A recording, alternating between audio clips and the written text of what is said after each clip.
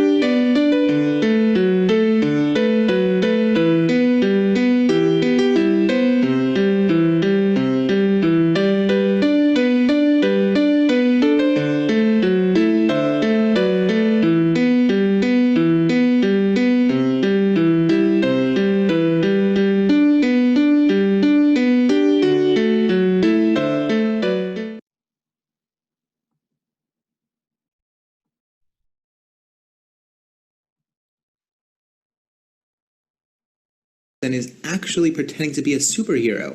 But this...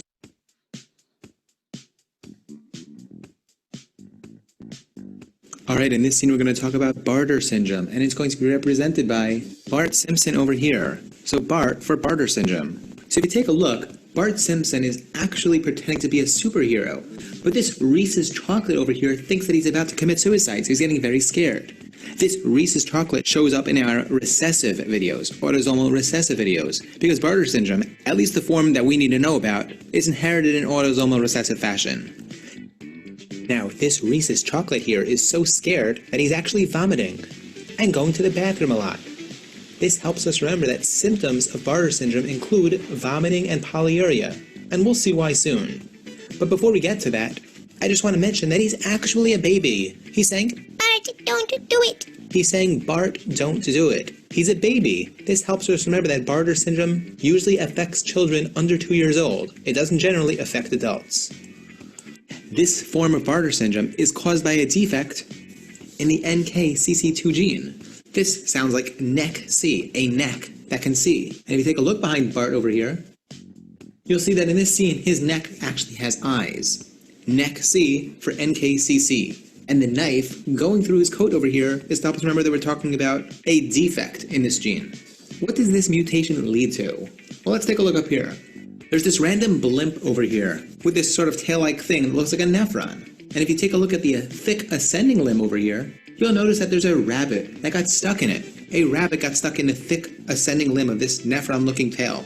This is going to help us remember that the mutation in Bartter syndrome leads to a reabsorption defect. Rabbit for reabsorption. I know it's not a great connection, but it sticks.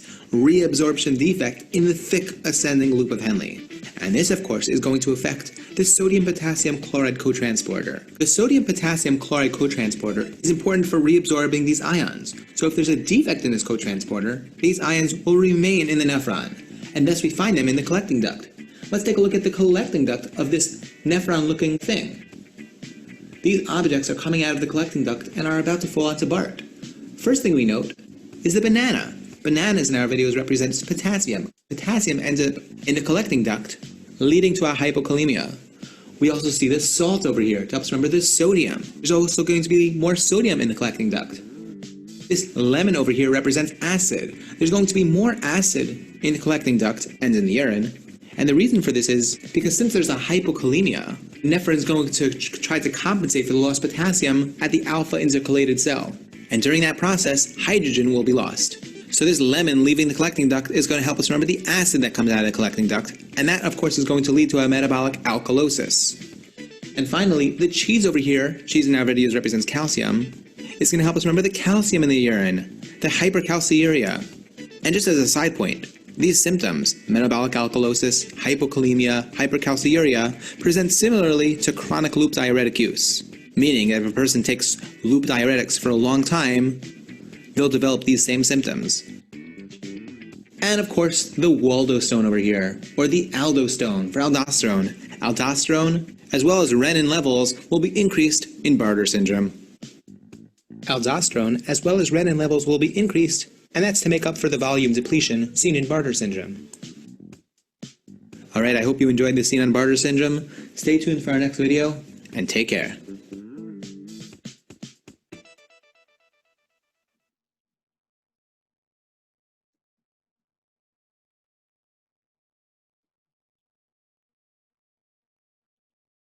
Application in medicine. We identify a mutation in MAGED2 in each of the 30 babies who were tasty and who had transient prenatal Bartter syndrome. MAGED2 encodes the melanoma-associated D2 antigen and is mapped to the X chromosome. Two different MAGED2 mutations were also identified in 2 families with idiopathic polyhydramnios. 4 patients died prenatally and 11 survived. The initial presentation was more severe than in the known type of prenatal Bartter syndrome, as reflected in early onset of polyhydramnios and delivery. All symptoms disappeared spontaneously during follow-up in the babies who survived. MAGED2 was shown to affect the expression and function of the sodium chloride cotransportase, NKCC2 and ACC, key components of salt reabsorption in the distal renal tubule, possibly through and then late C-class and C-class signaling of MPA, and a cytoplasmid headshot protein. Pros and cons. Pros. Essex amniotic fluid Kali polydramnios is due to an imbalance between its production and its elimination. In general, Polyhydramnios has prevalence of 1 to 2% and confers a greater risk of adverse prenatal outcome, especially in premature births.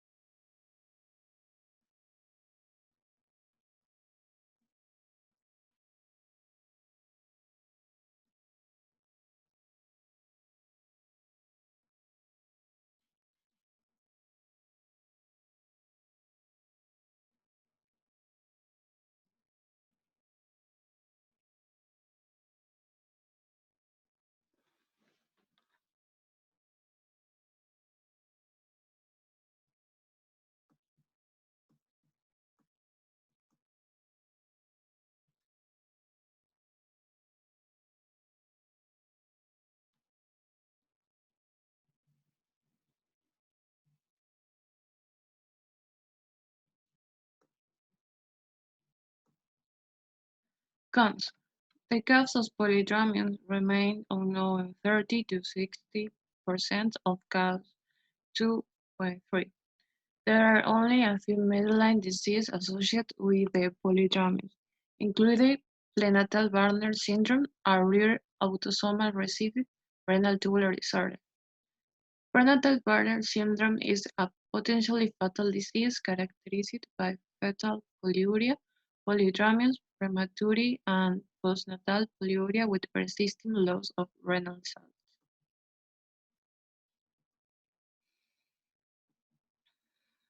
Insulin ablated in Ecuador. Diagnostic tests of amniocentesis may be indicated for mothers of affecting children or possible heterozygous carriers, close relatives of affected persons. Treatment includes oral potassium supplements, non-steroidal anti-inflammatory drugs, for example indomethacin, and possibly potassium sparing diuretics in stressful situations, intercooling illness, surgical procedures, trauma. Blood electrolyte levels may change rapidly, required rapid and vigorous intravenous treatment.